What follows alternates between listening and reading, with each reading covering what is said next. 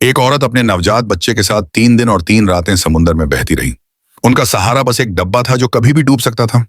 बच्चे की जान बचाने के लिए उसने उसके पेशाब को समुद्र में फेंका और थोड़ी ही देर में कुछ मछलियां उनके आसपास आने लगीं, जिससे उसे उम्मीद मिली कि शायद वह मछली पकड़ सके। लेकिन मछली पकड़ना आसान नहीं था। जब वह लगभग हिम्मत हार चुकी थी, तभी उसने आसमान में एक विमान देखा। घबराते हुए वह डब्बे की तरफ भागी और कांच का एक टुकड़ा ढूंढा, लेकिन जल्दी में उसका पैर कट गया। दर्द से कराहते हुए भी वह उठी और जोर से चिल्लाकर मदद मांगने लगी, लेकिन विमान बहुत दूर था, इसलिए कोई उसे देख नहीं पाया। घाव में संक्रमण न हो, इसलिए उसने शराब से घाव साफ किया और कान के मैल से घाव को बंद किया। दर्द इतना तेज था कि वह लगभग बेहोश हो गई। बच्चे के लिए खाना जरूरी था, इसलिए उसने कान के मैल से एक छोटा जाल बनाया, उसे समुद्र में डाला और पेशाब लगी कपड़ा चारे की तरह लगाया। कुछ ही मिनटों में एक मछली जाल में फंस गई, जिससे उसके चेहरे पर उम्मीद लौट आई। समय बीतते गया और उसने थोड़ा बहुत खाना जमा कर लिया। बचने की आस में उसने सैकड़ों मदद के संदेश लिखे, उन्हें प्लास्टिक बॉक्स में रखा और एक एक कर समुद्र में फेंक दिया। डब्बा पानी से भरने लगता तो वह पाइप से पानी निकालती रहती, वरना वे दोनों डूब सकते थे। बच्चे को ठंड न लगे, इसलिए उसने थर्मस में शराब भरी और आग की हल्की गर्मी से बच्चे को गर्म किया।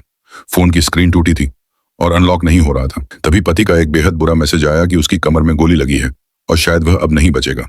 उसने रोते हुए कहा कि वह पत्नी मजबूत रहे।